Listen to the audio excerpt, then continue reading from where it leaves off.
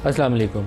आज शाह महमूद कुरैशी ने एक इंटरेस्टिंग कमेंट किया है कि हमें एक कौमी मुआहदे की ज़रूरत है। ये वो इशू है जिस पे कल ही हमारे प्रोग्राम में शाहिद खाकान अब्बासी साहब कह रहे थे। वो कह रहे थे कि इन इश्यूज़ के ऊपर तमाम क़यादत को और इस्टेब्लिशमेंट को और जुडिशरी को मिल के एक नुक्ते पर आना होगा। और वो तो एक स्टेप और आगे गए कि एक यूनिटी गवर्नमेंट जो पार्लिमान के अंदर मौजूद सियासी जमातें उनकी एक यूनिटी गवर्नमेंट भी बनाए। तो शाह महमूद भी बुनियादी तौर पर उसी स्पिरिट का इजहार आज अपने अल्फाज में कर रहे हैं।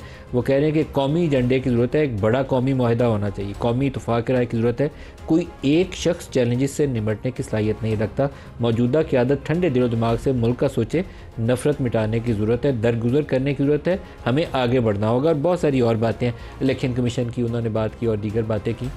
ये एक ऐसे मौके के ऊपर ये चीज़ें सामने आई हैं जहाँ एक तरफ इमरान के ख़त की खबर चल रही है कि इमरान ने आर्मी चीफ को ख़त लिखा और उस ख़त के ऊपर हुकूमत तो अपना मज़ा ले रही है कि उसकी रसीद भी नहीं आएगी और जवाब भी नहीं आएगा और इस तरह की बातें कर रहे हैं। लेकिन एक एफ़र्ट, एक इनिशिएटिव एटलीस्ट पीटीआई के एंड पे ये ज़रूर नज़र आ रहा है कि वो कुछ लोगों को इंगेज करने की कोशिश कर रहे हैं। क्या ये सिलसिला आगे चलेगा? और वो कंसेंसस की जो बात कर रहे हैं, कंसेंसस के लिए फिर सारों को दिल बड़े करने पड़ते हैं। कोई हार्ड लाइंस नहीं ड्रॉ करनी होती उसमें। आप अपनी पोजीशंस फ्लेक्सिबल रखते हैं, तभी आप मुज़ाकरात के नतीजे में एक ऐसा रास्ता निकालते हैं जिससे वो रास्ते, वो मसाइल जो आड़े आए होते हैं, जो आगे बढ़ने नहीं दे रहे होते, उनको आप रास्ते से रुकावटों को हटाते जाते हैं और आगे बढ़ने के लिए रास्ता खुला कर लेते हैं। आज जो प्रोग्राम में हमारे साथ शुरका है, इसी इशू के ऊपर बात करेंगे। इस्लामाबाद स्टूडियोज़ में हमारे साथ हैं फैसल चौधरी साहब। आप इमरान खान के वकील भी हैं मुख्तलिफ़ केसेस के अंदर और आज पेशी के मौके के ऊपर गए हुए थे, लेकिन इनको अंदर जाने ही नहीं आई दिया गया। वो भी एक सिचुएशन डेवलप हुई, इनसे पूछेंगे कि आज वहाँ क्या वाक़या पेश है। फैसल साहब, बहुत शुक्रिया आप हमारे साथ शामिल हो रहे हैं। अज़मा बुखारी साहबा, वज़ीर इत्तलात पंजाब, हमारे साथ हैं लाहौर से। अज़मा बीबी, आपको भी खुश आमदीद कहते हैं। और माजिद निज़ामी साहब, सीनियर जर्नलिस्ट हैं और एनालिस्ट हैं, वो हमारे साथ हैं। माजिद साहब, आपको भी खुश आमदीद। फैसल साहब, पहले तो ये बताइए कि आज आपके साथ क्या वाक़या पेश आया, कुछ अपने अल्फाज में बता दें। सब मैं क्योंकि इमरान खान साहब के तमाम केसेस में डिफेंस काउंसिल हूँ, तो I usually go jail trial में जितने भी ट्रायल्स होते हैं, तो आई नॉर्मली अटेंड दैट। और मुझे कभी भी इस किस्म की सिचुएशन का सामना नहीं करना पड़ा। जो परसों आपको पता है इमरान खान साहब को जो लेटर उन्होंने लिखा, तो उन्होंने मीडिया से बात की, तो मीडिया की क्योंकि रिपोर्टिंग नहीं होती, तो दैन मुझे मीडिया से बात करते मैंने कंटेंट सारे रिवील किए थे। तो और मुझे कहा गया कि आपका नाम क्लियर नहीं है। ये किसने कहा? मुझे जेल की जो प्रिजन अथॉरिटीज़ वहाँ पे होते हैं, तो मैंने उनको कहा कि किसने अनक्लियर किया है, because all other lawyers were allowed. और मुझे वहाँ पे इंतज़ार करवाया गया और इंतज़ार करवाने के बाद फिर मुझे डिप्टी सुपरिटेंडेंट जेल के कमरे में बिठा दिया गया। वहाँ पे मैंने उनसे कहा कि आप मुझे जज साहब ने क्योंकि प्रोसीडिंग स्टार्ट करनी थी, तो आज उन्होंने ऑर्डर्स किए हुए थे जिनके ऊपर उन्होंने अमल दरामद नहीं किया था। तो I was suppose to take them up, because मेरी पर्सनल जो इमरान खान से मुलाकात हुई ट्यूसडे वाले दिन, तो उनकी इंस्ट्रक्शन के मुताबिक मुझे वो इश्यूज़ रेज़ करने थे। फिर आपको जाने दिया? मुझे वहाँ पे बिठाया गया और काफ़ी देर तक उन्होंने कहा जी हम आपको 1.5 घंटे 2 घंटे बिठाने के बाद मैंने कहा जी अब मुझे तो जाने दें, बिकॉज मैं अगर यहाँ पे नहीं जा सकता तो फिर मेरे कचहरी में और भी काम होते हैं, तो आई विल डू दैट। तो मुझे उन्होंने कहा कि आप हमारी इजाज़त बगैर तो कमरा भी नहीं छोड़ सकते। Obviously I registered that. Then I came out, तो जब मैं बाहर आया तो even then I was blocked. तो खैर आई केम आउट ऑफ जो बैरूनी जेल का एक बैरूनी दरवाज़ा है, एक अंदर का दरवाज़ा होता है, फिर वहाँ से आगे तलाशी होती है, तो इट्स अ लॉन्ग वे। खैर मैं वहाँ पे गया तो then I went to the चौकी। वहाँ पे मैंने ये सारी सूरत हाल लिखी कि मुझे हब्स बेजा में रखा गया है। मैं वहाँ पे बतौर वकील जाता हूँ। मुझे नॉर्मली कहा जाए अगर किसी को नहीं भी जाने तो पहली बात तो ये है कि ये ओपन ट्रायल है। और ओपन ट्रायल अडयाला की जो प्रेमिसेस है ये तो पंजाब हुकूमत के ज़हन से, जी पंजाब हुकूमत के नीचे होती हैं। Technically speaking home ministry Punjab की जो है इसकी वो प्रिजन डिपार्टमेंट उसके नीचे आता है। तो अज़मा बीबी हमारे साथ है, उनसे पूछ लेते हैं कि क्या कुछ ऐसा। अज़मा बीबी को नहीं पता होगा क्योंकि अज़मा बीबी को तो उस दिन इन्फॉर्मेशन मिनिस्टर है पंजाब की, उनको पता होगा सारी बातों। नहीं, मेरा बड़ा एहतराम है इनके साथ, लेकिन I think there are some elements और some developments which are above their pay scale. Azma Bibi, आप बताइएगा क्या वाक़या पेश हुआ? क्या पंजाब हुकूमत ने ऐसी कोई हिदायत दी थी कि फैसल को रोका जाए? बहुत शुक्रिया मलिक साहब। देखिए, फैसल मेरा छोटा भाई है और मैं इस तरह से नहीं कहूँगी कि बहुत सारी चीज़ें जो हैं वो फैसल के लेवल से ऊपर की हैं, और ये लेवल शेवल जो है ना, ये एक दूसरे को बताना हमें अब कम कर देना चाहिए। ये सुपीरियरिटी कॉम्प्लेक्स अच्छा नहीं होता। जो मेरी इतलात हैं उसके मुताबिक वहाँ पे एक फुटेज भी आपके सामने आया है। वो फुटेज बहुत क्लियरली बहुत कुछ कह रहा है। फैसल चौधरी साहब गुस्से में थे और गुस्से में उन्होंने बहुत कुछ कहा, बहुत कुछ ऐसा भी बोला जो उनको ज़ेब नहीं देता। लेकिन वो जो पुलिस वाले हैं वो फिर भी मिन्नतें तरले कर रहे हैं कि जी आपको किसने कहा है, आपके किसने जो है वो इंसल्ट की है और ये सब कुछ। अब मेरी इतलात के मुताबिक जो भी लिस्ट फ़ाइनल होती है जो इमरान खान साहब के वकला की है, अब उन्होंने ख़ुद कहा फैसल चौधरी साहब ने कि ये प्रिजम्पशन है कि इनको हर जगह जाना है और हर जगह ये जा सकते हैं। सो मेरी इतलात के मुताबिक जो लिस्ट वहाँ पर जो इमरान खान साहब ख़ुद भी उस लिस्ट को अप्रूव करते हैं उसमें चौधरी साहब का नाम जो है जो कि शामिल नहीं था। तो ये हुआ। और भी बात यह है कि पहले ये हमेशा जब भी जाते हैं बहुत वीवीआईपी प्रोटोकॉल के साथ ये वहाँ पे तशरीफ़ ले जाते हैं। वहाँ पर इनकी जो है वो लंबी लंबी मुलाकातें होती हैं, वहाँ पर बैठ के क्या बातें होती हैं, वहाँ पे किसको कैसे झुकाना है, किसके ख़िलाफ़ क्या करना है, वो सब पता होता है, वो सब जानते हैं और वो फिर बाद में दिखता भी है, वो नज़र भी आता है। वो आपके सोशल मीडिया अकाउंट्स हों या आपकी पार्टी के अकाउंट्स हों, वो सामने उसमें आ भी जाता है। सो इसलिए ये वैसे एक खामखा का एक सीन क्रिएट हुआ जो अगर ना होता तो बेहतर होता। और चौधरी साहब जो है वो उनको क्लियरली अगर जेल इंतजामिया पंजाब हुकूमत से कोई ऐसी हिदायत थी कि फैसल को रोका जाए या नहीं थी? क्योंकि इन्होंने दो चीज़ें बताई हैं कि पहले तो इनको रोका गया कि नाम नहीं है और फिर ये अंदर गए हैं और इनको उन्होंने डिटेन कर लिया वहाँ पे, नहीं आप हमारी इजाज़त के बगैर बाहर भी नहीं जा सकते। नहीं, मेरी इतलात ऐसी नहीं है जी। मेरी इतलात के मुताबिक इनको डिटेन नहीं किया गया, इंतज़ार फरमा रहे थे और वो इंतज़ार करने को अगर डिटेन कह रहे हैं तो उनकी मर्ज़ी है, वो कह सकते हैं। लेकिन ना ऐसी कोई पंजाब हुकूमत की हिदायत है, ना हमें ज़रूरत है। वहाँ पर देखिए इमरान खान साहब को तो फुल फ्लैज एक खुला मैदान है, वो मतलब जो दिल चाहता है वो करते हैं, वो जो चाहे वो खाते हैं, जिससे चाहे वो मिलते हैं। और अगर कहीं ऊपर नीचे हो जाए तो अल्हम्दुलिल्लाह इस्लामाबाद हाई कोर्ट तो है ही है जी। वहाँ पर मिनटों सेकंडों के अंदर जो है वो दायर भी होता है, मिनटों सेकंडों में ऑर्डर भी हो जाते हैं और वो सारे इम्प्लीमेंट भी होते हैं। तो इसलिए ये खामखा इसको मतलब ये करना वैसे अच्छा होता है कि जेल इंतज़ामिया ये इस तरह की गालियों के जो है वो बगैर ही अगर खुल के चौधरी साहब को जो है वो सूरत हाल बता देती, उनको वो लिस्ट दिखा देती जो प्रूव हो के आई है, तो ये सब कुछ ना होता ये तो गालियों वाला भी बात पूछ ही लें। मेरे ख्याल आज़मा आपने कह ही दिया, मैं ये कहने से गुरेज कर रहा था। लेकिन फैसल ये आज आपने काम क्यों किया? नहीं करना चाहिए। आई डोंट लाइक इट, मुझे खुद भी वो अफसोस है, वो उससे मैं निकल जाता है। लेकिन मैं usually I don't lose my cool. उनसे नहीं, वो तो लोगों से माजरत कर लीजिएगा जिनको आपने बुरा भला तो रोज़ाना जाते हैं।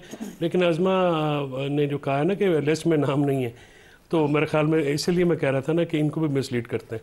लिहाजा आप इशूज़ पे आ जाते हैं, ये मैं जानूँ और वो जेल अथॉरिटी जाने, आई विल डील विद। लेकिन उनसे माजरत कर लीजिएगा जिन्हें आपने मैं माजरत करूँ या मैं जो मर्जी करूँ, वो मेरा और अदालत का मामला है, आई विल डील इट। नहीं अदालत नहीं, जेल अथॉरिटी जिनको आपने जी मैं don't you worry, I will deal it in my own my level. और जो मेरे पास जो है ये मेरा ज़ाती मसला है, विल हैंडल, नो वरीज। ये ज़ाती रहता नहीं है क्योंकि सारे कैमरे जब रिकॉर्ड कर यासिर रकीम हमारे साथ हैं। जेल के अंदर जो है ये कैमरे किसके पास थे? हमें तो फ़ोन नहीं लेके जाने देते। अब बताइए किसके पास थे? वो इन्हीं के पास है जो चिलमन से लग के। यासिर रकीम हमारे नुमाइंदे हमारे साथ हैं। यासिर पहले ये आपका शुक्रिया, शामिल हो रहे हैं आप प्रोग्राम में। ये फैसल चौधरी का आज क्या वाक़या पेश आया, कुछ इस पर तो रोशनी डाल दें। जी शुक्रिया नदीम मलिक साहब। बुनियादी तौर पर फैसल चौधरी साहब जो है वो जैसे ये खुद बता रहे थे रूटीन में जाते हैं और कोई हर्डल नहीं होती। तो आज जब हम जेल में पहुंचे, हम गेट 5 के बाहर मौजूद थे, ये अंदर मौजूद थे। इसी दौरान वहां पर जो है वो शोर शराबा शुरू हुआ। जो हमने इस चीज़ को प्रोब किया तो यही बताया जा रहा है कि इनको इब्तदाई तौर पर इनका नाम लिस्ट में शामिल नहीं था, इन्हें रोका गया, जिस पर इनकी उनसे कोई तलखी हुई और तलखी तक बढ़ी। बाद में उस तलखी के बढ़ने के बाद इन्हें अंदर ले जाया गया, लेकिन ये कोर्ट रूम तक नहीं पहुंचे। जबकि जब प्रोसीडिंग खत्म हो गई, ये बाहर आए तो हमें पता चला, हम भी जब कोर्ट रूम की प्रोसीडिंग कवर करके बाहर आए तो हमें पता चला कि इन्होंने पुलिस चौकी पर अपने आप को हिफ्ज़े बिजा में रखने की एक दरख्वास्त भी दी है। जिस वक्त हम जेल के अंदर जा रहे थे तो उस वक्त हमें ये जरूर पता चला था कि वो अंदर जा चुके हैं, लेकिन जब हम जेल के अंदर उस कोर्ट रूम में पहुंचे जो कम्युनिटी सेंटर में कायम किया गया तो वो वहां पर मौजूद नहीं थे। हिफ्ज़े बिजा में रखने का इन्होंने पुलिस अडेला जेल के स्टाफ पर और डिप्टी पर इल्जाम आयद किया है। और इसके साथ साथ जो दीगर 5 पीटीआई केपीके के रहनुमा आए थे आज मुलाकात करने के लिए, बानी चेयरमैन थे, उनका भी यही इल्जाम है कि उन्हें जाने नहीं दिया जा रहा और उन्हें रोका जा रहा। लेकिन यासिर आपके ख्याल में इनको क्यों रोका गया, मिलने क्यों नहीं दिया गया? ये तो वकील है इमरान के पास जाएंगे तो वकालत करेंगे ना, अंदर ही नहीं जाएंगे तो वकालत कैसे करेंगे? बुनियादी तौर पर नदीम मलिक साहब, एक रोज़ाना जो भी बंदा अडेला जेल में जाता है उसके लिए एक अप्रूवल ली जाती है अंदर से, टेलीफोन के जरिए या किसी मैसेज के जरिए। तो अब तक तो हमें यही बात समझ आई है कि आज जब ये पहुंचे तो उस वक्त तक इनके नाम की अंदर से अप्रूवल नहीं आई थी, और स्टेप बाय स्टेप लोगों को अंदर लेके जाया जाता है, किसी को भी एकदम से अंदर नहीं लेके जाया जाता। GHQ हमला केस जो है इसमें चूंकि मुल्जमान और वकला की एक बड़ी तादाद होती है, जिसके साथ साथ मीडिया भी शामिल है जो अंदर कवरेज के लिए जाता है, तो उसके दौरान हाल 10 से 15 मिनट 20 मिनट के वक्फे पर मुख्तलिफ पैचेज में लोगों को अंदर भिजवाया जाता है। चूंकि मुल्जमान की एक कसीर तादाद आती है, बड़ी तादाद। अच्छा, जब ये सारे वाकयात के साथ आज शाह महमूद कुरैशी साहब ने काफ़ी अहम बयान दिए हैं, उन्होंने क्या बात की, अपने लफ्ज़ों में दोहरा दें। नदीम मलिक साहब, उन्होंने 2-3 पॉइंट्स पर बात की। सबसे पहली बात जो उन्होंने की थी वो एक इस्लाहात के लिए कौमी एजेंडे पर इत्तफाक राय की बात की थी। उनका ये कहना था कि मुल्क इस वक्त जिस मसाइल की दलदल में धंस चुका है, इसको सुलझाने की सकत किसी भी एक पार्टी या एक लीडर में नहीं है, इसलिए तमाम सियासी जमातों को में मौजूद अक्लमंद लोगों को इकट्ठा होना पड़ेगा, और ये मामला तभी सुलझेंगे जब आप इसमें कौमी इत्तफाक राय पैदा करेंगे। उन्होंने कहा कि मौजूदा क़यादत ठंडे दिल और दिमाग से मुल्क का सोचे, नफरत मिटाए, और जो खलीज पैदा होती जा रही है आहिस्ता आहिस्ता इसको कम करने की जरूरत है, दरगुजर किया जाए, तभी मुल्क आगे बढ़ेगा। इस वक्त कौमी एजेंडे की जरूरत है और एक बड़ा कौमी मायदा होना चाहिए जिसके लिए सबको मिलकर बैठना होगा। इसके साथ साथ हमने उनसे पूछा कि जो खत लिखा गया बानी PTI की जानिब से, तो आर्मी चीफ को तो उनका ये कहना था कि खत लिखा गया है लेकिन अभी तक मैंने देखा नहीं है, ना सामने आया है। अगर लिखा गया है तो इसको ये देखना चाहिए कि इसमें लिखने वाले की नीयत क्या है। अगर उसकी नीयत मामलात को सुलझाने की है तो फिर इसको मुस्तकिल अंदाज में लिया जाए, क्योंकि उन्होंने मुख्तलिफ वजूहात। ठीक है यासिर, बहुत शुक्रिया आपने हमें ज्वाइन किया। सब खत इमरान खान का और शाह महमूद का स्टेटमेंट, आप इन दोनों को कैसे एनालाइज करते हैं? मुझे इस मामले के अंदर इस वक्त तहरीक इंसाफ की जो अप्रोच नज़र आ रही है वो ये है कि एक ये फरवरी का महीना है कि जिसमें इलेक्शन को 1 साल होने को है, तो उन्होंने अपने कारकुनान के लिए एक मुज़ाहमती बयानिया तरतीब दिया है जिसमें उन्होंने जुनैद अकबर और आलिया हमज़ा को फ्रंट लाइन पे लाने का फ़ैसला किया है। इसके साथ साथ वो इस्टेब्लिशमेंट के साथ भी अपने मामलात को मुस्बत अंदाज़ में लेके चलना चाहते हैं, और उन्हें ये एहसास हो चुका है कि 1 साल की जो सोलो फ़्लाइट की जद्दोजहद थी उससे उनके मकासद पूरे नहीं हो सके। तो अब 2 तरह से उनकी स्ट्रेटजी नज़र आ रही है कि जिसमें वो अपोजिशन की दीगर जमातों से भी राब्ते कर रहे हैं, और ये जो एक ओपन लेटर तहरीर किया गया है इस पर मेरा ख़्याल है कि मिर्ज़ा गालिब ने एक शेर कहा था कि दे के ख़त मुँह देखता है नामाबर, कुछ तो पैगाम ज़बानी और है। तो मेरा ख़्याल है कि ये जो पैगाम ज़बानी का मामला है ये बैकडोर चैनल्स के ज़रिए ही हल होगा। जो ओपन लेटर्स होते हैं वो तो एक सिंबॉलिक मेरा ख़्याल है कि चीज़ें होती हैं कि जिसमें आप अपने मुतालबात को मोहतात अंदाज में बताते हैं, लेकिन जब मुज़ाकरात की टेबल पे आते हैं तो कई चीज़ों से फिर आप एहतियात करते हैं, कुछ मुतालबात को विड्रॉ कर लेते हैं, और वहाँ पे फिर आप ये सारी जो बातचीत है उसे करते हैं। तो शाहिद खाकान अब्बासी, मौलाना फजलुर रहमान, इमरान ख़ान, शाह महमूद कुरैशी, जब इन सारों के लबो लहजे को देखते हैं तो फिर ये लगता है कि शायद कहीं ना कहीं मुस्लिम लीग नून के परेशान होने का वक्त तो नहीं हुआ चाहता, क्योंकि मुस्लिम लीग नून भी बिल्कुल इसी मॉडस ऑपरेंडी के तहत इक़्तिदार में आई थी कि जब इमरान ख़ान साहब और जनरल बाजवा एक पेज पे थे और दूर दूर तक हुकूमतों को कोई ख़तरा नहीं था, कहा जा रहा था कि जी 10 साल का प्लान मौजूद है, लेकिन कहीं ना कहीं से मुस्लिम लीग नून रास्ता निकालते हुए उस मुकाम तक पहुंच गई थी। तो अब वैसे ही तहरीक इंसाफ के वो रहनुमा जो मुफाहमत चाहते हैं, रास्ता निकालना चाहते हैं, वो उसी अंदाज में कोशिशें कर रहे हैं। अच्छा, ये अज़मा इन्होंने कहा कि नून लीग के कहीं परेशान होने का वक्त हुआ चाहता है, क्या आपको लगता है ऐसी सूरत हाल है या ये सिर्फ एक ख्वाहिश है अभी पाकिस्तान तहरीक इंसाफ की? देखिए मलिक साहब, गुजारिश ये है कि ख्वाहिशें तो बहुत सारी होती हैं इंसान की, और हर ख्वाहिश पूरी हो जाए ये ज़रूरी भी नहीं होता। लेकिन ये जो शेर बाय द वे निज़ामी साहब ने पढ़ा वो बहुत मज़ेदार था, बहुत अच्छा था, मैंने बहुत इन्जॉय किया। इसमें बात यह है कि मुज़ाकरात यकीनन टेबल के ऊपर आप एक खुले जहन के साथ और आप एक मतलब हालात को अगर बेहतर करने के लिए बैठें तो वो बॉडी लैंग्वेज और वो मामलात कुछ और तरह से होते हैं। आप गन पॉइंट पे बैठे, शुरू तो खैर हालात ठीक हुए थे, फिर जब अंदर से जो है वो डंडा चला और जो है वो बुला बुला के अपने जो मुज़ाकराती टीम है उसकी जब इज़्ज़त अफजाई हुई कि ये नहीं कर रहे, वो नहीं कर रहे, मैं अकेला पड़ा हुआ हूँ, मेरे बारे में सोचते नहीं हो, और उसके बाद उन बेचारों को अपना गियर चेंज करना पड़ा और वो फिर वो धमकियों पे उतर आए, ये अब करोगे तो फिर हम बैठेंगे, ये अब ऐसे हो जाएगा। तो मुज़ाकरात में धमकियां नहीं लेकिन क्या इमरान ने ये बातें कही उन्हें? आप जिन बातों कभी आपने कहा मैं अकेला पड़ा हुआ हूँ, आप मुझे पूछ नहीं रहे, ये बातें इमरान ने कही है, मैं आपसे कंफर्म करना चाह रहा हूँ। रिपोर्ट भी हुई है जी, ये रिपोर्टेड है जी, मतलब ये रिपोर्ट हुई है और रिपोर्टेड बातें ही जो है वो मैं दोहरा रही हूँ, दूसरी बातें करने का मुझे शौक नहीं है। और तीसरी बात यह है कि धमकियां दे के अभी हमारे ये कहने पे ये कर दो तो हम आगे बैठेंगे, इस तरह से मुज़ाकरा डिक्टेशंस के ऊपर नहीं होते। और आखिरी बात इस हवाले से ये, जो अभी निज़ामी साहब ने एक हमारा कंपैरिजन किया, हालात बिल्कुल मुख्तलिफ हैं। मेरा ख्याल है अगर आपको उस तरह से देखें, जब इमरान खान के खिलाफ अदम एतमाद आई थी तो तमाम पॉलिटिकल पार्टीज जो हैं अपोजिशन की वो एक पेज पे थी और अकेली PTI एक साइड पे थी।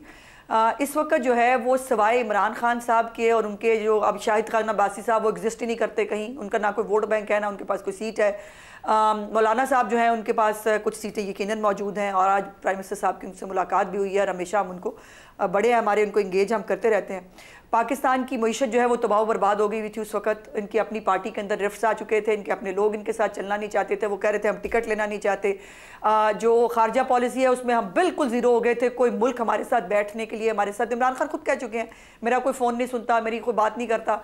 तो ये हालात उस वक्त ये थे, इस वक्त हालात बिल्कुल यकसर मुख्तलिफ हैं। पाकिस्तान की मईशत जो है वो ट्रैक पे आ रही है, पाकिस्तान के हालात बेहतर हो रहे हैं। खारजा पॉलिसी के हवाले से मुख्तलिफ मुल्कों के साथ जो हमारे खिलाफ कर दिए गए थे वो पाकिस्तान के साथ दोबारा बैठ रहे हैं, हमारे मुल्क में लोग आ रहे हैं, कॉन्फ्रेंसेस हो रही हैं, सरमायाकार यहाँ पर आ रहे हैं, अमरीकी सरमायाकार यहाँ पर होके गए हैं। सो ये उस वक्त हालात जो है वो पाकिस्तान को बंद गली में ले जाने के थे। इस वक्त अल्हम्दुलिल्लाह शहबाज शरीफ साहब की हुकूमत ने पाकिस्तान को बंद गली से निकाल दिया है। सो ये हालात बिल्कुल यकसर मुख्तलिफ हैं, इसलिए उनका इस तरह से तकाबली जायज़ा नहीं लिया जा सकता। फैसल साहब आप बताइए, क्योंकि ये माजिद साहब का कमेंट बड़ा इंटरेस्टिंग है, क्या वाकई नून लीग के परेशान होने का वक्त हुआ चाहता है या नहीं? देखिए नून लीग परेशान ही रहती है, नून लीग का क्योंकि अवामी एक पुरअतमाद हुकूमत नहीं है। 8 फरवरी 2024 को इन्होंने अपने जमहूरी क्रेडेंशियल्स लूज़ कर दिए हैं। ये सियासी जमात नहीं है, ये फॉर्म 47 का एक मैंडेट लेके बैठे हुए हैं। उस दिन नवाज शरीफ साहब के पास एक बड़ा मौका था कि वो ख़ुद को एक सियासी मुदब्बर के तौर पे पाकिस्तान की तारीख में लिखवाते, लेकिन उन्होंने ये प्रेफर किया कि जो एक इस्टेब्लिशमेंट के साथ मिलकर फॉर्म 47 की हुकूमत लें, जिसको इलेक्शन कमीशन ने रिजल्ट चेंज किया, जिसको काजी फायज़ ईसा ने उस इलेक्शन फ्रॉड को तहफ़्फ़ुज़ दिया। तो वो और इस तरह से पीपल्स पार्टी जो है, जरदारी की पीपल्स पार्टी जो है वो बेनज़ीर भुट्टो शहीद और जुल्फ़िकार अली भुट्टो शहीद के नज़रिए से हट गई हैं और वो इस्टेब्लिशमेंट की बी टीम है।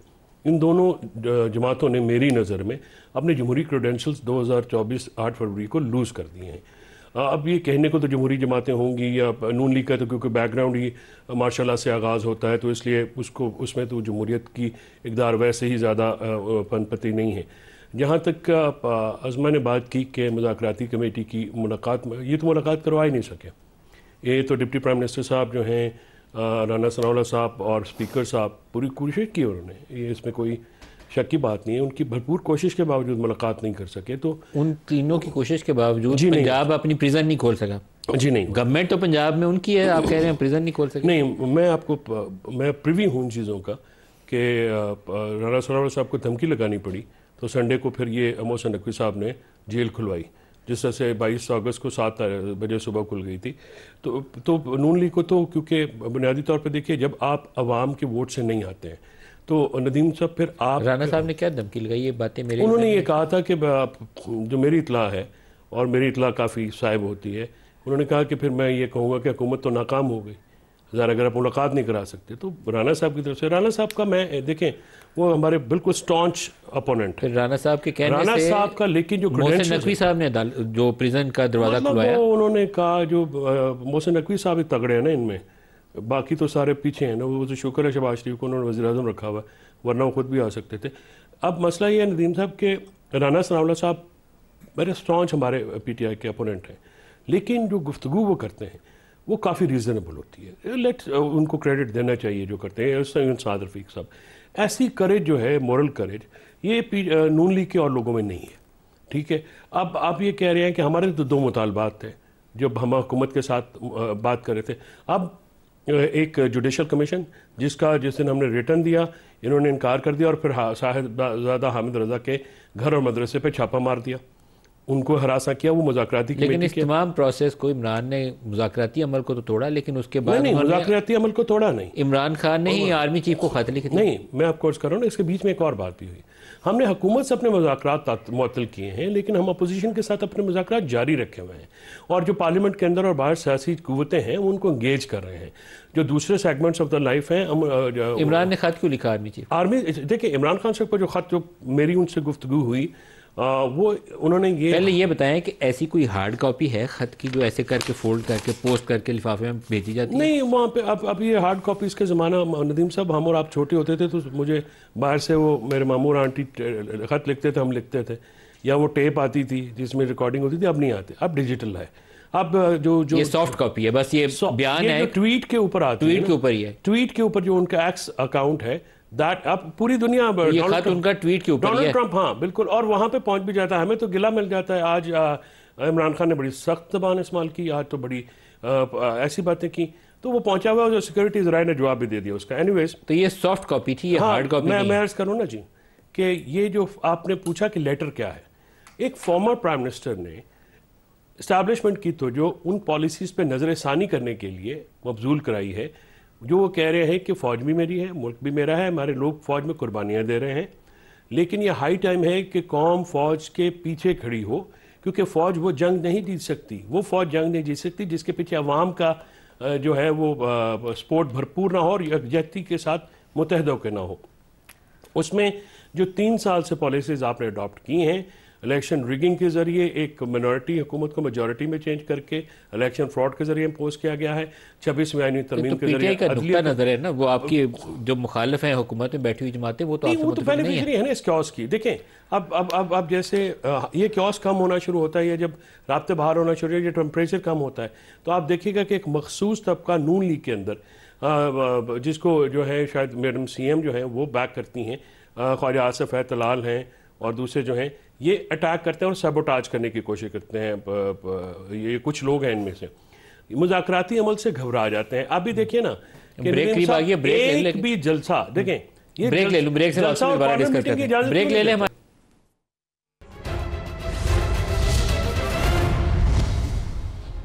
प्रोग्राम में दोबारा खुशामदीद कहते हैं। माजिद निज़ामी साहब, आपको लगता है कि कोई यूनिटी गवर्नमेंट हो या ये कोई मुश्तरका कौमी एजेंडा हो या कोई इस तरह की बात जो है, ये अभी तो बहुत ही दूर की बातें लगती हैं, लेकिन क्या इन चीज़ों के ऊपर कोई इंगेज कर सकती है पॉलिटिकल लीडरशिप? अपोजिशन तो बातें कर सकती है, लेकिन हुकूमत में मौजूद किसी जमात से बात करना, तब तो कहा जा सकता है कि हाँ जी कोई मुश्तरका कौमी एजेंडे पर बात हो रही है। जी बिल्कुल, इन हाउस चेंज हमेशा से पाकिस्तानी सियासत में बड़ा इम्पोर्टेंट रहा है, और गुज़िश्ता 20-25 साल में हमने ये देखा है कि हर असम्बली के अंदर इन हाउस चेंज हुआ है। उसकी वजूहात जो भी हों, असम्बली ने अपनी मुद्दत ज़रूर पूरी की है, लेकिन हर टेन्योर में पिछले 25 साल में हमें ये मिसाल मौजूद है कि 2 प्राइम मिनिस्टर्स जो हैं या 3 प्राइम मिनिस्टर्स ने असम्बली की मुद्दत को पूरा करवाया है। तो ये एक इम्कान बिल्कुल मौजूद है, लेकिन इस इम्कान का जो विक्टिम है वो वज़ीर-ए-आज़म शहबाज शरीफ को बनना पड़ेगा, और मुस्लिम लीग नून को अपनी पोजीशन की कुर्बानी देते हुए एक दूसरे लाहे अमल की तरफ आना होगा। तो ये एक इम्पॉर्टेंट पॉइंट है कि क्या मुस्लिम लीग नून इस वक्त इस हैसियत में है कि वो इस तरह के किसी भी डिसीजन को या इम्कान को रद्द कर सके। लेकिन माजिद, नून लीग ऐसी किसी चीज़ पे क्यों मादा हो जिसमें उनको अपनी पार्टी का ही वज़ीर-ए-आज़म कुर्बान करना पड़े? उनको ऐसी क्यों, क्या मजबूरी पड़ी है कि वो ये काम कर गुजरे? जी बिल्कुल, यही वो नुक्ता है कि जिस पे बहस होना बाकी है, क्योंकि इस पूरे स्नैरियो में जो कुर्बानी मुस्लिम लीग नून से मांगी जाएगी वो किस बुनियाद पे मांगी जाएगी? क्या मईशत के महाज के ऊपर मुस्लिम लीग नून ऐसा परफॉर्म नहीं कर पा रही जिसकी वजह से उनसे ये कुर्बानी मांगी जाएगी, या ऐसे कौन से मसाइल हैं जो दरारें क्या इस वक्त इस्टेब्लिशमेंट में या हुकूमत में हैं, वो तो नज़र नहीं आ रही। इस वजह से वो जो असबाब जो पैदा किए जाने हैं या यूनिटी गवर्नमेंट की तरफ बढ़ा जाना है, उसकी रीज़न्स अभी नज़र नहीं आ रही। अभी ये एक ख़्याल लगता है कि इस हवाले से आप तहरीक इंसाफ को राज़ी कर सकते हैं या मौलाना फजलुर रहमान को इंगेज कर सकते हैं, लेकिन दूसरी जानिब जो मौजूदा सेटअप है जिसमें पीपल्स पार्टी और मुस्लिम लीग नून स्टेक होल्डर्स हैं, उनसे कोई ऐसी बड़ी शिकायत पैदा नहीं हुई कि जिसकी बुनियाद पे ये दावा किया जा सके कि ये मुस्तकबिल करीब में कोई ऐसा सेटअप किया जा सकता है। हाँ, ये अपोजिशन की ख्वाहिश ज़रूर हो सकती है कि उन्हें एडजस्ट किया जाए, लेकिन उस एडजस्टमेंट के अंदर ये देखना है कि क्या फिर प्राइम मिनिस्टर शहबाज शरीफ की कैबिनेट के अंदर तहरीक इंसाफ के मिनिस्टर्स होंगे। मेरा ख्याल है ये एक बहुत मफरूज़े पर मबनी बात है और इस हवाले से इम्कानात मौजूद नहीं हैं। ये डूएबल ऑप्शन नहीं है अभी। मतलब इवन अभी जब हम ये प्रोग्राम कर रहे हैं तो वज़ीर-ए-आज़म शहबाज शरीफ की मौलाना फजल रहमान से मुलाकात चल रही है, तो मौलाना साहब बड़े फ्लेक्सिबल हैं, वो अपोजिशन से भी मिलते हैं लेकिन शहबाज साहब से भी मिलते हैं, तो जरदारी साहब से भी मिलते हैं, तो उनके ऐसे मसाइल नहीं है। मुझे नहीं लगता कि अभी ये जो फार्मूला है इसको आगे बढ़ने के लिए इसमें कोई जान है, या अभी ज़बानी बातें ज़्यादा लगती हैं। अज़मा बीबी, क्या ये चीज़ें आगे बढ़ सकती हैं? आपको ऐसा अंदेशा है कि कोई ऐसा दबाव आएगा कि नहीं ऐसा कोई मामला करना है कि यूनिटी बन जाए, कोई नेशनल कंसेंसस इवॉल्व हो जाए जहाँ शहबाज साहब की हुकूमत को ख़तरा? नहीं, बहुत ही दूर की कौड़ी लाए हैं निज़ामी साहब। एक तरफ वो ख़ुद कह रहे हैं ऐसे भी हालात नहीं हैं, वैसे भी हालात नहीं हैं, लेकिन उन्होंने वज़ीर आज़म को जो है वो शहबाज शरीफ को जो है वो फ़ारिग भी करा लिया, उन्होंने हमसे कुर्बानी भी मांग ली। तो मुझे तो इस पॉइंट की समझ नहीं आई। और अभी जब हम बात कर रहे हैं तो साबिक़ वज़ीर आज़म इमरान खान के डियाला जेल में वकला और मीडिया से गुफ्तगू आ गई है जी, सामने ट्वीट हो गई है उनका। और उस ट्वीट के अंदर भी वो जो अभी कह रहे थे ना, मुझे फैसल चौधरी साहब कह रहे थे दूसरों को बी टीम कहते हैं, कभी दूसरों को कहते हैं कि जी वो ये कहाँ से आए हैं। ये इमरान खान साहब की खुद की जो सियासत है वो तरीके इस्तिक़लाल से जहाँ से शुरू हुई थी और उसके बाद वो किस किस तरह कहाँ किस किस की हौसला वो किस किस की टीम से कहाँ होके यहाँ तक पहुँचे हैं। अब उसके अंदर उन्होंने फिर वही बात की है। अभी उन्होंने टाउट्स भी बनाया है लोगों को, उन्होंने जो है वो बूटों के नीचे भी जो है वो कह दिया है लोगों को, और उसके बाद अपने वज़ीर आला को जो है उन्होंने धमकी भी दे दी है कि तुमको आईजी भी कबूल नहीं करना और वरना जो है मैं ये कर दूंगा। यही प्रॉब्लम है एक्चुअली। इमरान खान साहब की जो ज़हनी हालत है ना इस वक्त, वो पाकिस्तान के अंदर हर वक्त एक फ़साद की कैफियत चाहते हैं और उनसे बर्दाश्त नहीं होता कि पाकिस्तान के लिए कुछ भी बेहतर हो। अब IMF जो है वो पाकिस्तान को बेल आउट पैकेज दे तब इमरान खान साहब को तकलीफ़ होती है, जो कोई सरमायाकार जो है वो इस मुल्क में आ जाए तब इमरान खान साहब को तकलीफ़ होती है। और हैरत की बात यह है कि जो खुद RTS बिठा के जो जहाज़ों में इंडिपेंडेंस को भर भर के जिन्होंने ला के पंजाब की हुकूमत पिछली दफ़ा हमसे छीनी थी, वो दूसरों को ताना देते हैं। अब फॉर्म 47 का ताना जो है पहले उमर अयूब को तो दे लें। उमर अयूब साहब जो इनके अपोजिशन लीडर है ना, वो स्टे लेके बैठे हैं अपने फॉर्म 45 और 47 की स्टोरी के ऊपर, और वो 47 जो है वो लेके नहीं आते। ये ठीक है जी, मुतालबे करने का उनको शौक है। अभी इन्होंने कहा फैसल चौधरी साहब ने कि जी हमारे मुज़ाकरात जो हैं वो हुकूमत से ख़त्म नहीं हुए, अपोजिशन से चल रहे हैं। तो जिनको ख़त लिख रहे हैं वो हुकूमत में या अपोजिशन में, उनको किस चीज़ में ख़त लिख रहे हैं? एक तरफ आप उनको मुर्दे इल्ज़ाम ठहरा रहे हैं कि आपके खिलाफ 9 मई का फॉल्स फ्लैग हुआ है, आपके खिलाफ साजिश हुई है, आपको जो है वो 26 को भी आपके साथ ज्यादती हुई है। दूसरी तरफ उनको खत लिख के कहते हैं कि हम जो है वो हम आपके लिए जो है वो मरे मिटे जा रहे हैं, हमारे साथ बैठ के बात कर ले। और ये बात वो आज से नहीं कर रहे, वो मीडिया से हमेशा हर मुलाकात में कहते हैं मैं तो माफ़ भी करना चाहता हूँ, मैं किसी के खिलाफ कोई इंतकाम भी नहीं लूँगा, मेरा कुछ भी नहीं होगा, बस मेरे से बात कर लो। और जो है वो दूसरी तरफ जो है वो सिपा सलार हो उसके खिलाफ जो जहर बकते हैं वो ट्वीट्स के जरिए, फिर उनके जो फॉलोअर्स हैं वो उसको पिक करते हैं। और इवन जो शोहदा होते हैं, फौजी जो हमारे 18 फौजी पिछले दिनों 14 शहीद हुए हैं, वो लसबेला वाला वाकया भी आपको याद होगा जब वहाँ पे एयर क्रैश हुआ था। वो फौजी जो शहीद होते हैं उनको भी नहीं बख्शते और उनके खिलाफ भी ऐसा मतलब जहर निकाल के, कौन सी फौज के साथ हैं जी आप जो फौज आपके जो है फैज हमीद की शक्ल में आपके साथ, सिर्फ उस फौज के साथ है आप। वाशिंगटन और वो न्यूयॉर्क की जो सड़कों के ऊपर जो ट्रक चलवाए थे इन्होंने, याद है ना आपको, वो आपने फौज की हिमायत में किए थे, वो आपने सिपा सलार के साथ खड़े होने के लिए किए थे, फौज को मजबूत करने के लिए किए थे, या आपने इदारों को मलाइन करने के लिए किए थे। ये ड्रामेबाजी होती होगी, पहले चलती जाती होगी। अब हर चीज़ का फैक्ट्स जो है ना वो मौजूद होते हैं और ये मुज़ाकरात अगर इनको करने होंगे तो वो सियासी जमातों के साथ ही करने हैं। और अगर इनको फिर कोई एडवेंचर करने का शौक चराया है तो ये अपनी करके देख लें फिर से एक हिम्मत। फैसल चौधरी साहब, इमरान खान का ट्वीट, इसके ऊपर पहले क्योंकि आप बीबी ने भी कमेंट किया तो आप भी कमेंट कर दें। बीबी तो ट्वीट के ऊपर नजर लगा के बैठी हुई है, मेरा तो यहाँ पे इंटरनेट नहीं चल रहा। खान साहब ने अपना पहले तो चीफ इलेक्शन कमिश्नर से स्टार्ट किया उन्होंने कि उसका वो आर्टिकल 6 के तहत होना चाहिए, तो कर दें उसका फिर। Chief election commission deserves that. Imran Khan साहब ने ये वैसे बाय द वे उन्होंने कहा कि मेरे से 2 गलतियां हुई हैं, एक तो थिन मेजॉरिटी के साथ गवर्नमेंट लेना और दूसरा बाजवा को एक्सटेंशन देना। लेकिन मियाँ साहब ने कभी इतनी ज़र्फ का मुजाहरा नहीं किया, करवा लें अपना काम अच्छा, करो, हमें मशवरों की बजाय अपनी अपनी तरफ फोकस करो, अपनी तरफ फोकस करो, हमें मशवरे मत दो, हमारे मशवरे आप सुने तो आप कामयाब होंगे, बुरी तरह नाकाम हो रही हैं। नहीं नहीं बिल्कुल नहीं, इतना फजूल टाइम नहीं है। इमरान खान साहब क्या है बाजी मुतालबे तो बताया ना क्या है, आप वो ट्वीट तो बता दें, मुझे पूरी पढ़ के बता दें। आपके पास इंटरनेट चल रहा है, मेरा तो चल नहीं रहा। ये तो आपका काम है। वैसे वैसे जिनको आप पसंद करते हैं सारे, जिनके ट्वीट्स पे नजर रखी है आपने, ये आपको एम्बैरस होना चाहिए, आपको एम्बैरस होना चाहिए। मैं देख रही थी ना, मैं आपको एम्बैरस होना चाहिए कि आपका लीडर जो कह रहा है आप खुद नहीं सुन रहे और देख रहे। हम आपको बता रहे हैं, कितनी अफसोस की बात है। इतना ये सलूक नहीं करना चाहिए अपने लीडर के साथ। चले मान लिया जेल में है, चले सुनिए, मान लिया आज आपने गालियां भी दी हैं लोगों को, लेकिन आपने मान लिया गालियां भी दी हैं लोगों को, लेकिन अपने लीडर की बात पे नजर तो रखते हैं ना भाई। बिल्कुल ही फेंक छोड़ा आपने, ऐसे नहीं। अच्छा मैं बताता हूँ, उन्होंने जो 6 नुकात पेश किए हैं ना, जिसकी बिना पे मुझे पाबंदी लगाई है और आपको उन्होंने बताया नहीं, आप तो घर बताते भी नहीं है। वो जो 6 नुकात हैं उनके लेटर के, वो मैं दोहरा देता हूँ। आपके इलेक्शन रिगिंग, आपकी 26वीं तरमीम, पीका, मुआशी अदम इस्तेहकाम, दहशतगर्दी और तमाम इदारों को पीटीआई को क्रश करने पर लगाया हुआ है। आप जुडिशल कमीशन इतने मासूम होते तो बना देते।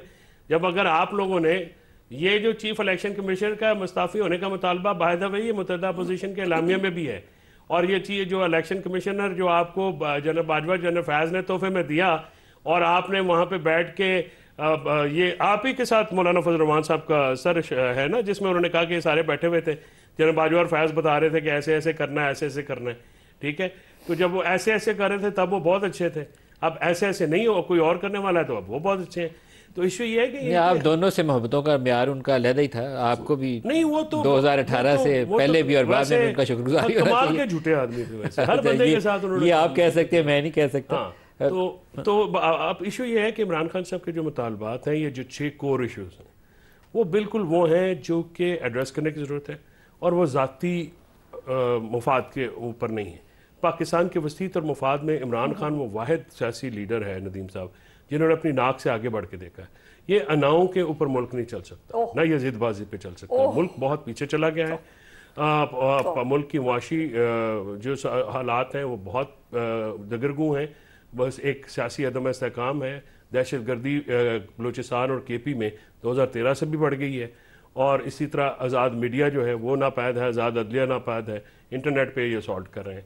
ये जब तक ये सारी सूरत हाल नहीं होगी, आज़ाद मीडिया नापैद नहीं है, आज़ाद मीडिया के ऊपर दबाव बहुत है, कभी पीका आ जाता है, कभी और आ जाता है। आपकी हुकूमत से आज तक हम इससे बाहर नहीं निकल सके। नहीं, पीका में हमने स्टार्ट आप ही नहीं शुरू किया, हमने क्रिमिनलाइज नहीं किया था। देखिए मैं तो उसके भी खिलाफ था, बाय द वे, मैं तो उसके भी खिलाफ था, लेकिन उस वक्त भी आप सब लोगों को समझाते थे आपकी जमात के ऊपर। ये कौन कहता है ये ठीक है, मैं तो पहले दिन से कहता हूँ ये गलत है। अब ये बताएं कि जो असेंबली पीका लॉ का मंजूर करे, क्या वो जमहूरी है किसी तौर पे भी? क्या उसकी आप उसको जमहूरियत पसंद समझते हैं? मैं तो इस कानून का मुखालिफ हूँ ना, जो आज़ादी इज़हार के मुनाफी हो। आईनी तरमीम में पाकिस्तान का निज़ाम अदल तहस नहस कर दिया गया, और मकसद 2 हैं, इमरान खान के मुकदमे और इलेक्शन फ्रॉड जो है ना वो एक्सपोज ना। देखिए मैं इस पे अपनी ज़ाती राय आपको देता हूँ। 26 आईनी तरमीम ने पाकिस्तानी अदलिया को नुकसान पहुँचाया। मैं उस वक्त कहता था कि इस पे आप जो काम कर रहे हैं गलत कर रहे हैं।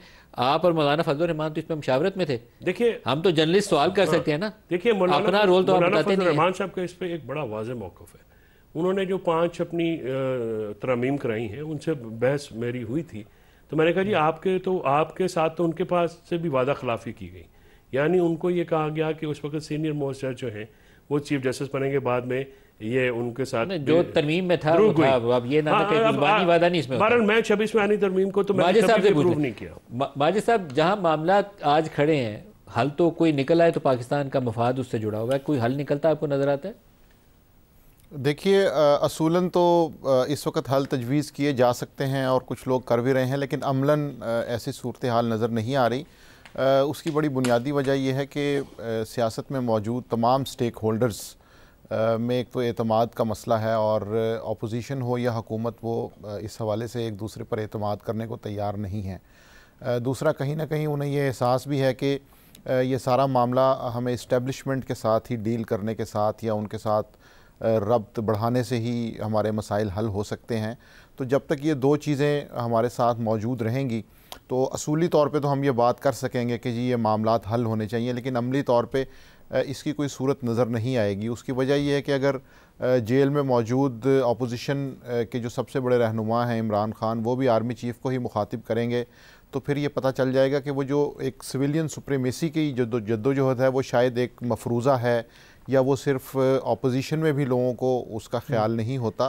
तो इन नुकात को जब हम सामने रखते हैं तो कोई वे फॉरवर्ड फ़िलहाल नज़र नहीं आता। सवाल पूछना चाह रहा हूँ, उसकी टाइम नहीं, उसकी वजह ये है कि एक सिर्फ ऐड कर लीजिएगा काइंडली कि अगर जब हमने हुकूमत के साथ एंगेज किया सर, जो सियासी कुव्वतों का आप बात कर रहे हैं, तो सियासी कुव्वत सिर्फ कहने से तो नहीं होगी, तो कोई एग्जिबिट पॉलिटिकल किरदार भी तो करना था।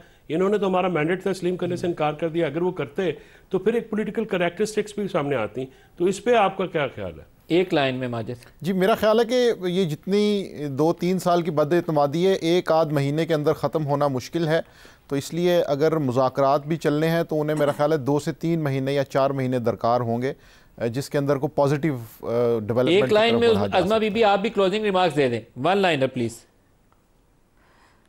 देखिए, मेरी गुजारिश ये है कि फैसल चॉइस साहब हों या उनके लीडर हों, इनको जो गलत फहमी है ना कि ये जो डिक्टेशन अंदर से बैठ के देंगे, जिसको मर्जी जिसकी पगड़ी उछालेंगे, जिस मर्जी को ब्लैकमेल करेंगे, इदारों के खिलाफ साजिशें करेंगे, पाकिस्तान को जो है वो आगे बढ़ने नहीं देंगे, और हर बंदा जो है वो इनके सामने सिर झुका के जो है वो इनकी डिक्टेशन सुनेगा, तो मेरा इनके लिए बड़ा क्लोज जो है वो बड़ा खुल के पैगाम है कि भाई हमारी तरफ से जवाब है। अज़मा बीबी, फैसल चौधरी, निज़ामी साहब, बहुत शुक्रिया आप सबका। आज के लिए इतना ही, इजाज़त दीजिए। अल्लाह हाफ़िज़।